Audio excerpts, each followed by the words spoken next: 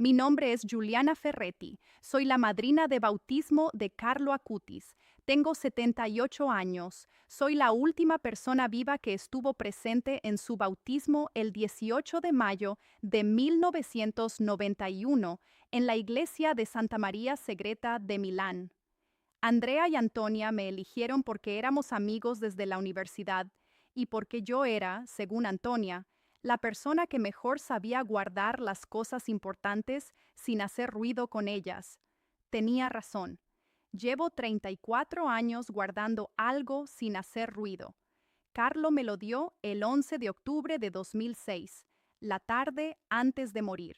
Estábamos solos en la habitación del San Gerardo. Era la última vez que lo vi consciente y lúcido. Me tomó la mano con una fuerza que no correspondía a un cuerpo que llevaba 6 días destruyéndose desde dentro. Me miró con los ojos que tenía desde niño, esos ojos que no pedían nada y que al mismo tiempo lo contenían todo. Y me dijo 4 palabras. Me dijo que las guardara hasta que llegara el momento, que el momento no lo iba a decidir yo, que lo iba a saber porque estaría en una sala donde alguien las necesitara más que yo. 34 años fui la persona que guardaba las cosas importantes sin hacer ruido. Estas 4 palabras fueron las más pesadas que guardé. El momento llegó el 12 de octubre de 2024, 18 años exactos después de la muerte de Carlo, en una misa de recuerdo en Santa María Segreta, la misma iglesia donde lo bauticé, con 143 personas en los bancos y una mujer en la fila 9 que llevaba el peso específico que yo había aprendido a reconocer en 18 años de espera. Esta noche cuento las 4 palabras y cuento por qué importaron. Conocí a Andrea Acutis en la Universidad Católica de Milán en 1971.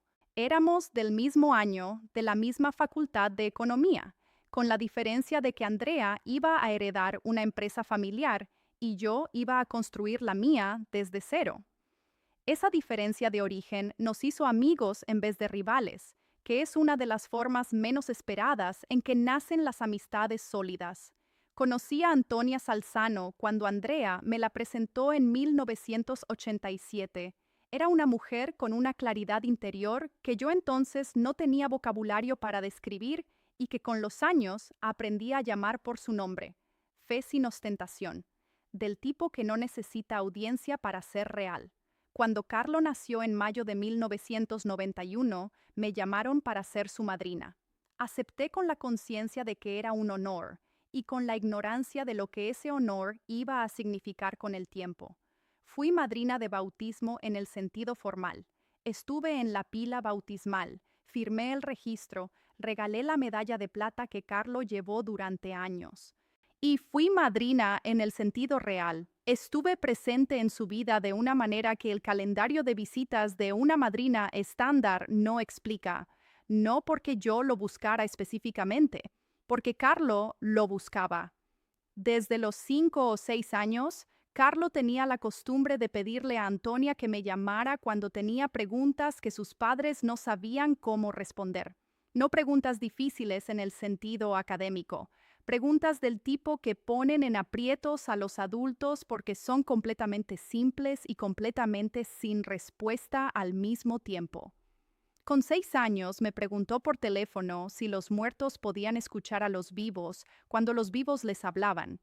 Le dije que no lo sabía con certeza, pero que yo creía que sí. Me preguntó cómo lo sabía si no tenía certeza. Le dije que era uno de esos casos en que creer y saber son cosas distintas y que a veces creer es suficiente. Hubo un silencio de varios segundos. Luego me dijo, Madrina Giuliana, creer es suficiente cuando la persona que crees que escucha te quiere. Si te quiere, escucha aunque no pueda. Tenía 6 años. Guardé esa frase de la misma manera en que más tarde iba a guardar las 4 palabras. Sin soporte físico, en el lugar donde se guardan las cosas que no se pueden olvidar. A lo largo de los años siguientes, tuve con Carlo una relación epistolar que era inusual para un niño de su generación.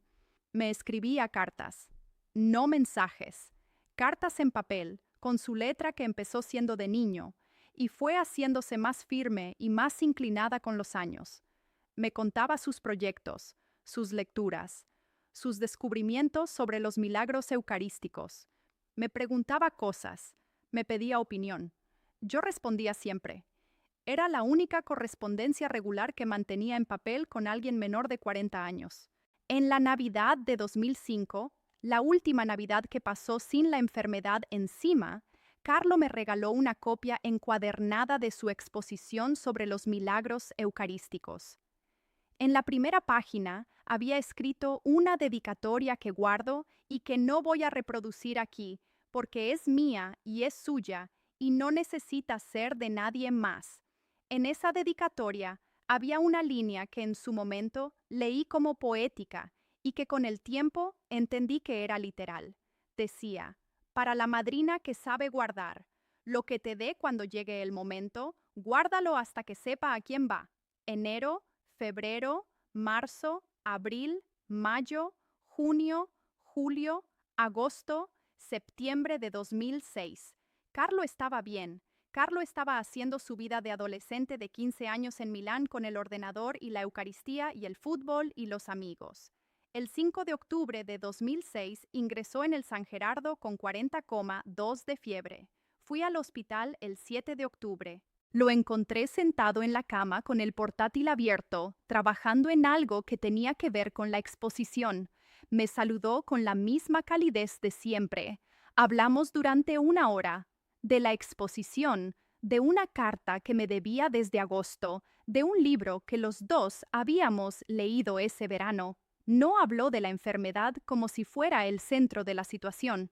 Habló de ella como habla un arquitecto de los problemas estructurales de un edificio que está reformando, con atención técnica y sin dramatismo.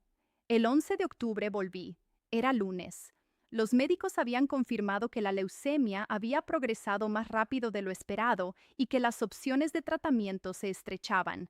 Antonia me lo dijo en el pasillo con esa serenidad suya que era la forma más valiente que yo había visto nunca de estar presente en algo insoportable. Entré a la habitación. Andrea salió para dejarnos solas un momento. Carlo estaba más cansado que 4 días antes. El cuerpo acusaba lo que el espíritu no acusaba. Pero los ojos eran los mismos, los ojos que no pedían nada y que contenían todo. Me tomó la mano. Me dijo, Madrina Juliana, ¿te acuerdas de lo de la dedicatoria? Le dije que sí. Me dijo, es ahora. Me dijo las 4 palabras. Luego me dijo que las guardara hasta que estuviera en una sala donde alguien las necesitara más que yo, que no iba a ser difícil reconocer a esa persona, que tendría la cara de alguien que ha estado cargando algo solo durante demasiado tiempo.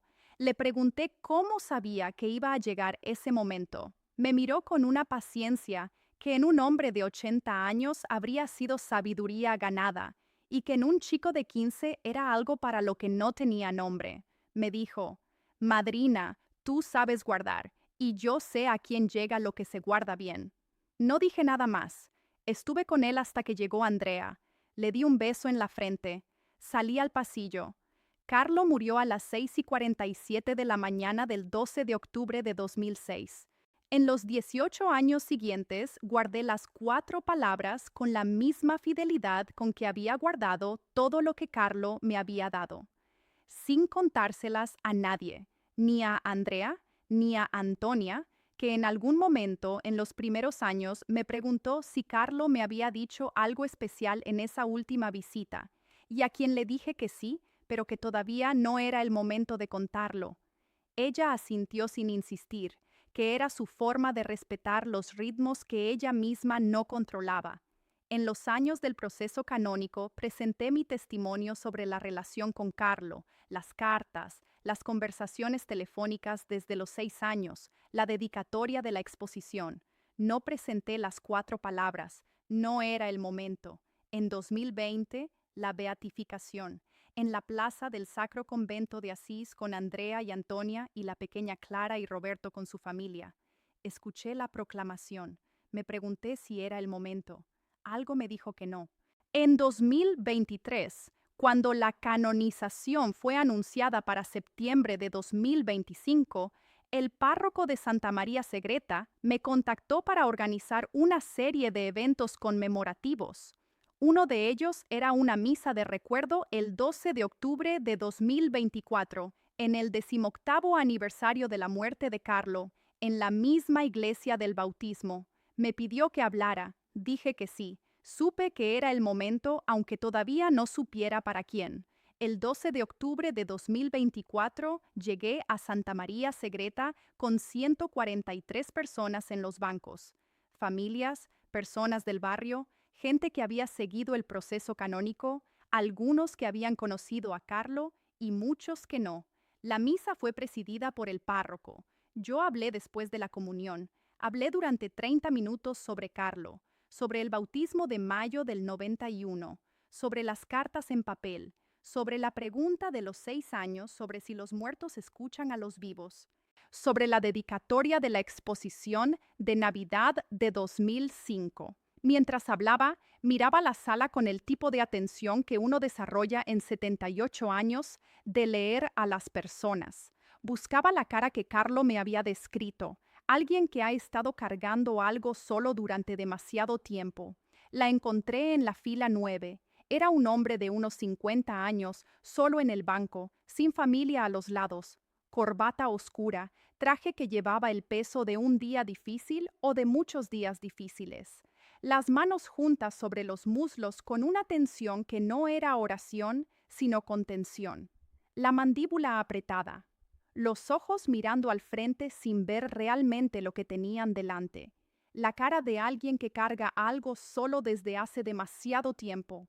En el cierre de mi intervención dije que Carlo me había dado algo para ese momento exacto, que había esperado 18 años, que iba a decirlo ahora.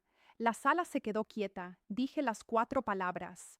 Las 4 palabras que Carlo Acutis, con 15 años en una habitación del San Gerardo de Monza, me había pedido que guardara 18 años para decirlas en esa iglesia en ese momento eran: tu padre te espera. Lo que ocurrió en los 30 segundos siguientes lo vi desde el atril.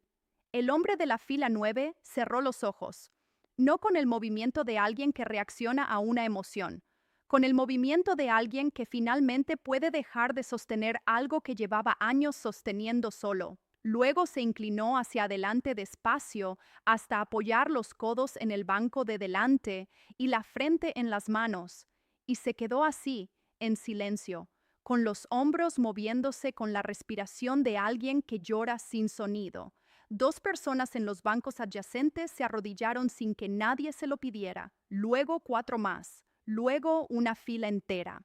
En los 2 minutos siguientes, la mitad de la sala estaba de rodillas en ese silencio específico que no se produce cuando alguien es conmovido, sino cuando algo verdadero aterriza en el único lugar donde podía aterrizar. Después de la misa, el hombre de la fila 9 vino hacia mí. Se llamaba Marco Turrini, 53 años. Me dijo que su padre había muerto 3 meses antes, en julio, después de 2 años de enfermedad. Que habían tenido una relación difícil durante décadas, del tipo que se construye sobre silencios acumulados y palabras no dichas y orgullo mal colocado. Que en los 2 últimos años de enfermedad algo se había reparado entre ellos, despacio, sin grandes gestos, que creía que habían llegado a entenderse antes del final, pero que desde la muerte de su padre tenía una pregunta que no podía resolver. Una pregunta que no le había dicho a nadie porque le parecía demasiado simple para un hombre de 53 años. La pregunta era si su padre lo esperaba. Si había algo después y si en ese algo su padre lo esperaba a él. No con impaciencia, no con juicio, solo esperando, como esperan las personas que quieren. Me dijo que las 4 palabras habían respondido esa pregunta. Me dijo que cuando las escuchó, supo, no creyó, supo, que la respuesta era sí. Le di la mano durante un momento largo. No dije nada porque no había nada que añadir a lo que Carlo ya había dicho 18 años antes para ese momento exacto. Esa noche llamé a Antonia. Le conté las 4 palabras. Le conté la fecha que Carlo me había dado. Le conté a Marco Turrini y la pregunta que llevaba cargando desde julio. Hubo un silencio largo al otro lado del teléfono. Luego Antonia me dijo algo que no olvidaré. Me dijo, Juliana, Carlos siempre supo el peso exacto de lo que le daba a cada persona. Nunca dio más de lo que esa persona podía cargar, ni menos de lo que la otra persona necesitaba recibir. 34 años de conocer a Antonia Salzano. 78 años de conocer a personas. Y esa frase me pareció la descripción más exacta de Carlo que había escuchado nunca. El peso exacto, ni más ni menos. La canonización fue el 7 de septiembre de 2025. Fui a Roma con Andrea y Antonia. Clara, la hija de Roberto, ya tenía 8 años y caminaba entre los adultos con esa seriedad tranquila que yo había visto en Carlo desde que era pequeño y que ahora reconozco cuando la veo en otros niños como una señal de algo que no tiene nombre técnico pero que los que lo conocen saben identificar.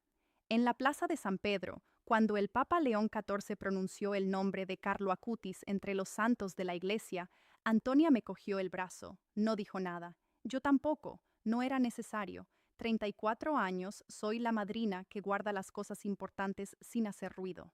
Carlo me eligió para eso con la misma precisión con que eligió al anestesiólogo para los números, al camillero para el olor del nardo, a la catequista para las palabras de Elena Garau, al tío Roberto para las palabras de Giorgio Lentini. Cada persona, el peso exacto, el momento correcto. A mí me dio las palabras para Marco Turrini, para un hombre de 53 años con una pregunta demasiado simple para un hombre de 53 años que, sin embargo, era la pregunta más importante que tenía. Tu padre te espera. 4 palabras. 18 años de espera. El momento exacto en la sala exacta para la persona exacta. Así era Carlo. Así sigue siendo. Si este testimonio te ha tocado de alguna manera, te pido que te suscribas a este canal y que lo compartas con alguien que necesite escucharlo. Las huellas del cielo están en todas partes. Solo hay que saber mirar.